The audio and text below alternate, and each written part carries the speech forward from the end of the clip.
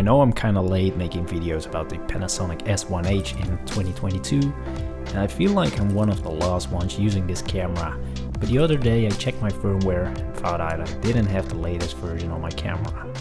Normally updating is quite an easy job.